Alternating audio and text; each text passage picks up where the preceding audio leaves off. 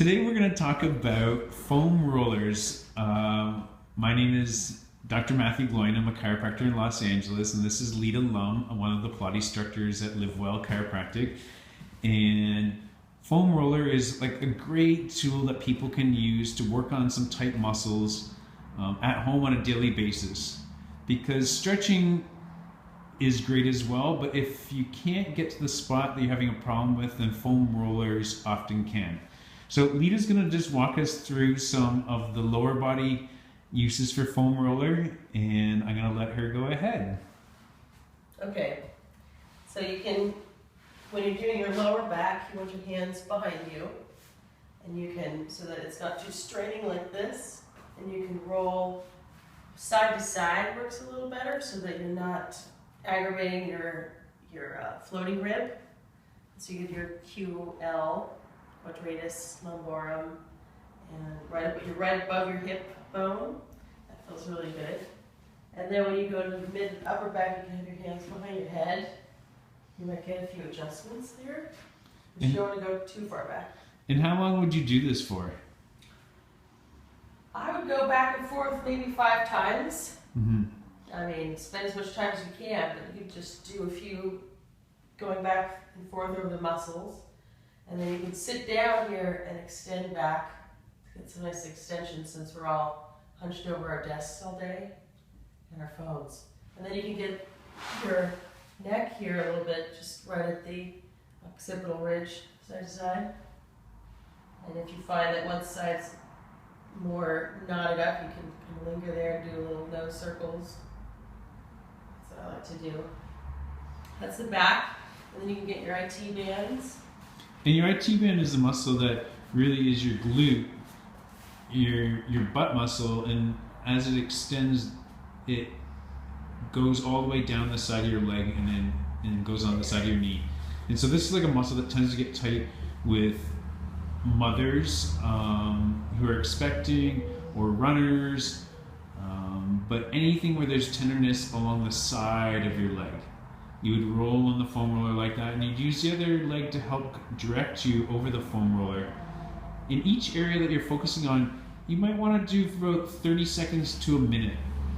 So we want this to become something that's really easy for you to do, where it may take 5 minutes total for you to use the foam roller on most of the tighter areas in your back, so that it's something that you do as part of your routine before going to bed or in the morning. Now how about the front of your thigh? So working on the front of your thigh, you're going to work on one hip at a time. So Lita's doing 2 right now, but you can get a better weight onto the foam roller if you just do 1 at a time. And this is your psoas. Your psoas muscle is underneath your hip flexor or your quadricep, and it's one that often becomes tight when people have back problems because it actually attaches to the front of your spine.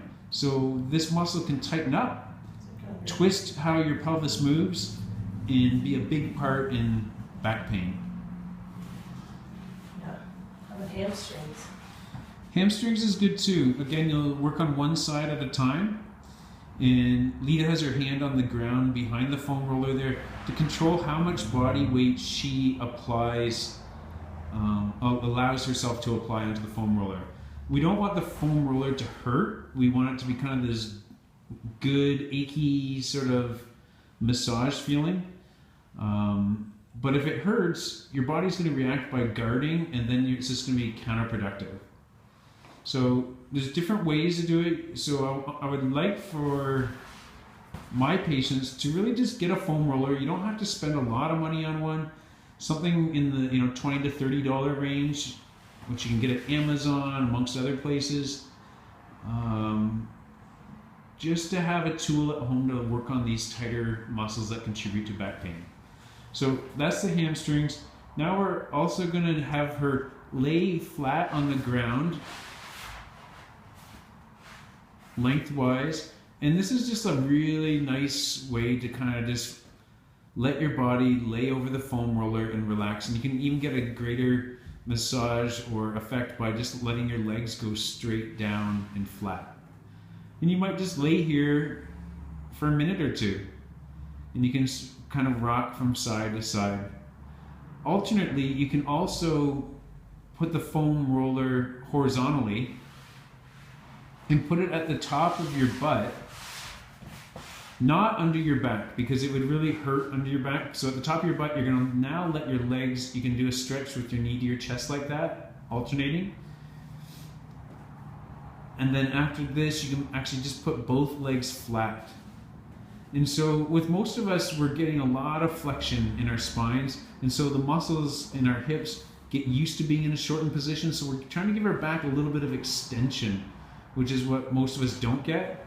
And you just lay here for about 2 minutes. So this one's a little bit longer, but it ultimately just helps to open up the hip flexors and give your back that movement range that it isn't accustomed to. So I hope those few things that you do on here. Oh, and let's not forget the Piriformis. So you can sit up on the foam roller and cross one leg over top of the other, and then put your hands behind your back on the ground and bring the other knee up towards your chest and isolate that muscle in your glute where you may feel like there's tightness from. And again, we just work on this area through our glute for 30 seconds to a minute, finding wherever it feels tender and then moving on or wrapping it up. So thanks for listening to our foam roller demo. As usual, feel free to email us at info@livewell-la.com or check out our other YouTube videos.